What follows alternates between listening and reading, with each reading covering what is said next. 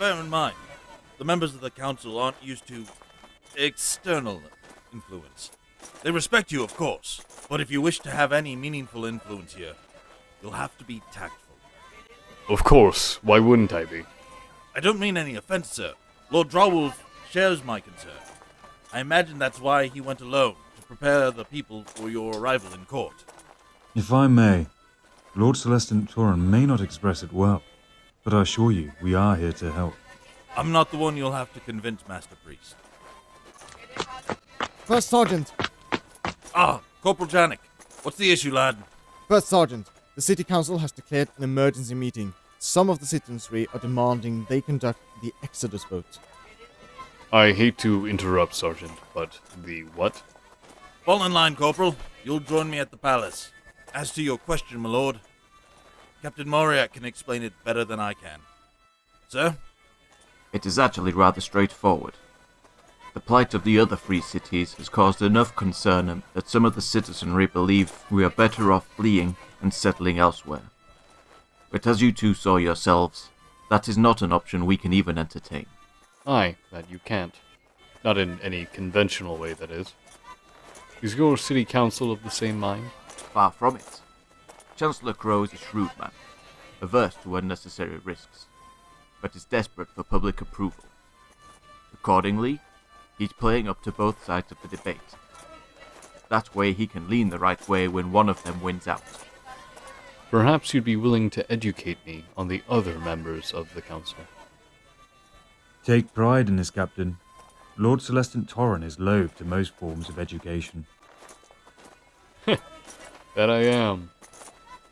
I suppose I just respect your position, Mauriac. What do you say? Aye. I suppose, my lord. Most of the older folk trust Lord Harden. He used to be a general ages ago. He was a hero of our campaign against the Daughters of Cain several decades ago. Politically, he's always had the best interest in the town of mind, but I think he knows more than he's willing to admit.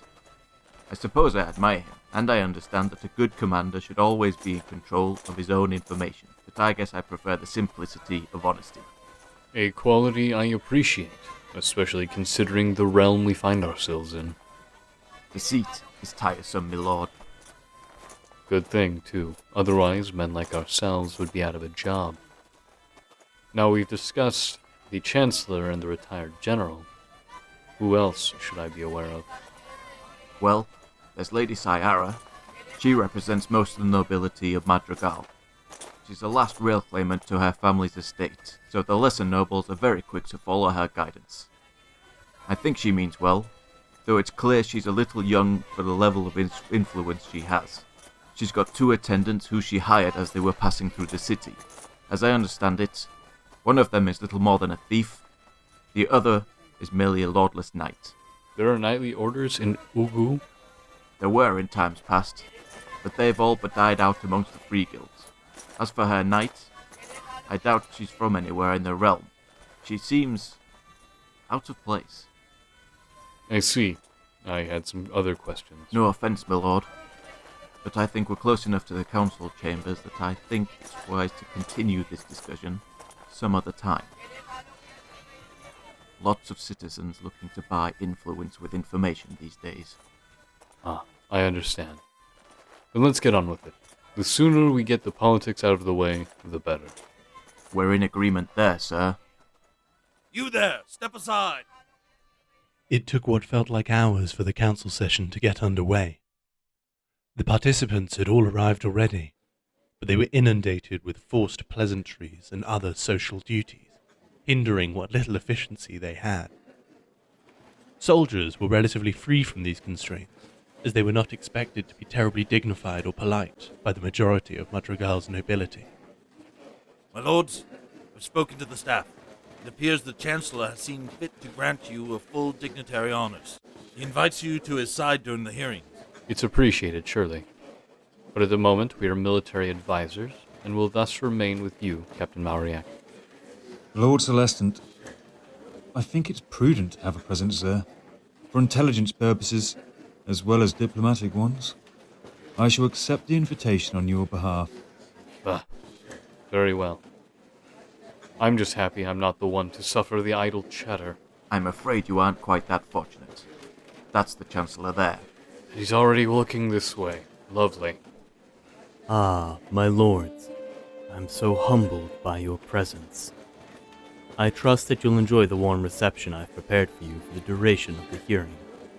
Fine refreshments, dazzling entertainment. With respect, Chancellor, I still have martial matters to discuss with Captain Mauriac. Lord Relictor Theobaldus will join you in the council chambers. Yes. The thinly veiled aggressions of politics never cease to entertain me, Chancellor. I see. Well, of course, we mustn't forget that we aren't at war. Right you are, Chancellor. Might I ask what you found out there? We're all immensely curious, you know?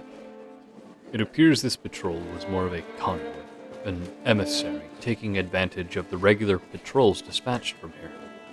They either convinced, or manipulated, the patrol into going out of their way, taking them deep into the dark strands. They had come to a complete stop for some time, and there were tracks that not only didn't come from combat, but belonged to some other party. A lone actor, for that matter. Not to mention, the tracks were inconsistent and indistinct.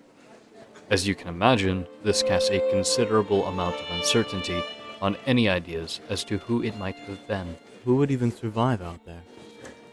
And what would they have to gain? All mysteries we aim to solve. Ah, I apologize. I don't doubt your skills of perception, especially if you were able to discern that a meeting took place just from the wreckage. That's not something we can take credit for. Master Drawwolf, in particular, has been instrumental in this investigation. Oh? Does he have a working theory? Theobaldus? Chancellor, I think this conversation might be reserved for a more private setting. Discretion is paramount in times like these. Of course. Of course. Well, I shall see you in my section of the council chambers. Naturally, Chancellor, I shall join you momentarily.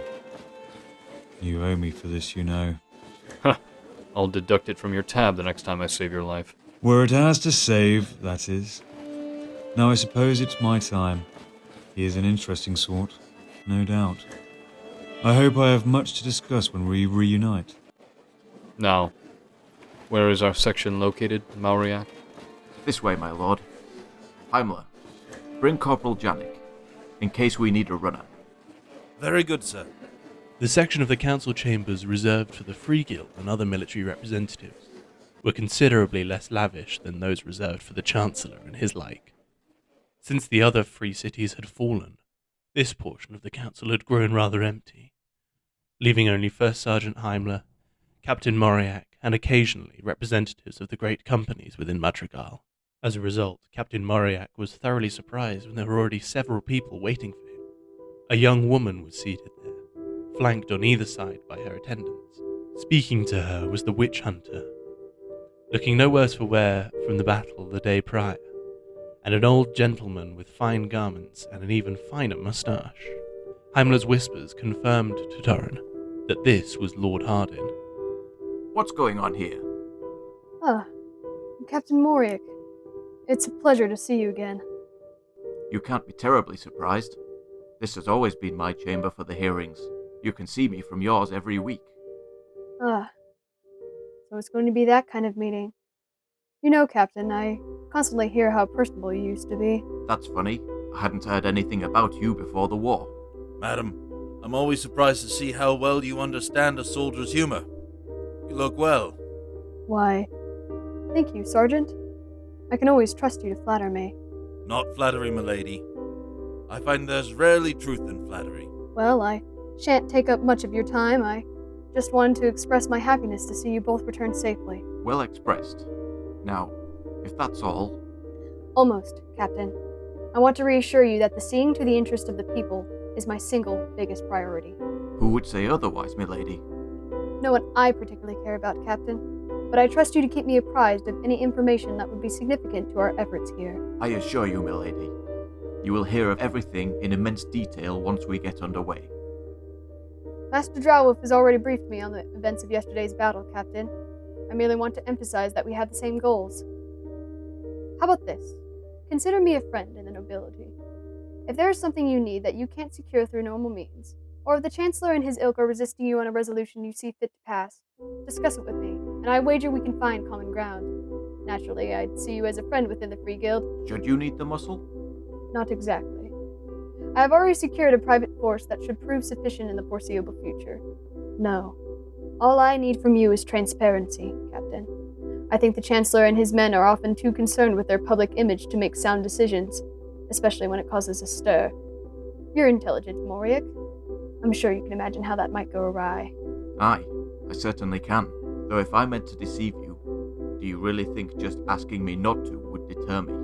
That's not all I'm doing, remember? I'm promising you an ally. These are strenuous times for all of us. I think if we can find support in each other, it'll be much easier to bear. I agree. Good. Now, as I said earlier, I don't want to take up even more of your time. The hearing is nearly underway. Milady? Yes, Lady Emelina's husband succumbed to his wounds. I see. I shall speak with her. She had mentioned he was to return from the infirmary today. Thank you, Captain. And it was always a pleasure seeing you again, Heimler. All mine, I'm afraid. Be well, milady. Come, Morgan. Madame Lewin. We're late. Of course, my lady. Lord Harden, this is Lord-Celestant Torran, of the stormcast known as the Ashes of the Fallen, and it appears you've already met Master Drowell. Aye, and it was most enlightening. I've never met a Stormcast Eternal before, but judging from what the men have been saying, the rumors are very true. Glad we didn't disappoint. I've heard that you were instrumental in the defeat of the Daughters of Cain. That's impressive. They are not to be trifled with, even on the best of days. Aye, it was a terribly bloody affair. But from what I've heard, incidents with those elves usually are. The three cities of Oilblades suffered and triumphed together. Then, it's a tragedy that we've been so thoroughly divided now. Surely, but we'll take the oil blades back. And what's more, we'll find out why the undead have suddenly decided that your presence is intolerable. The God King is loath to allow the dead to make any meaningful gains in any realm, let alone one where his people are still fighting. His people? You were all his people once, even if not now. You may not see it that way, but he'll see it as his duty to relieve you. It is a shame that only when his rivals move to destroy us, that he decides we are worth saving. I admit, saying this in front of a witch hunter might be terribly foolish. But if you can speak for your god so assuredly, is he truly your god? Or is he just more powerful than you? Your concerns are noted, but you have little to fear, Lord Harden. I was chosen specifically for my tempered approach to the faith. I am well aware of the lack of Sigmarite reverence here. First and foremost is our concern for the people. Is it, Lord-Celestant? You mentioned earlier that the God King would see us as his people. Even now, how do you see it? I see it as a city that needs our help, and a people that I will fight for. Ah, a man after this old codger's heart. I shan't bother you any longer then. I look forward to your counsel, Lord-Celestant. And I yours, Lord Harden. And that was? The Chancellor just signaled the start of the hearing. Ah, finally. Let's get this over with. The council convened, and the Exodus vote was conducted, and despite spirited arguments from citizenry who wished to abandon Madrigal, Captain Mauriac's testimony of the battle in the Darkstrand deterred any who would have been swayed. The debate wouldn't end. The motion would be reintroduced as it had several times before. The votes climbed slowly in favor of an exodus, but for now the council voted in favor of resistance. The meeting was adjourned, and the halls became thick with crowds trying to either leave the hearing or find out how they had ruled. Morgan? What's got your attention? Nothing, ma'am. I just thought I saw something. Oh, was it that bothersome knight from earlier? Perhaps you saw one of the Stormcast Eternals. They're certainly a sight. No, it looked like eyes. Little red ones, there in the stands. They've gone now. Maybe it was just a dwarden with some kind of party trick. Perhaps I've just bored you for too long. We'll have to find some way to keep you busy, I suppose. Now come. I'd like you to investigate something. Though I'm afraid it won't be as entertaining as listening to these politicians argue all day. Morgan laughed again, hoping that Lady Kiara hadn't seen past her facade. She shook off her nerves before following Kiara out of the assembly. The eyes, rather the figure they belonged to, descended deeper and deeper below the city, past hapless beggars and chittering vermin, until reaching a chamber adorned with arcane relics and obscene trinkets.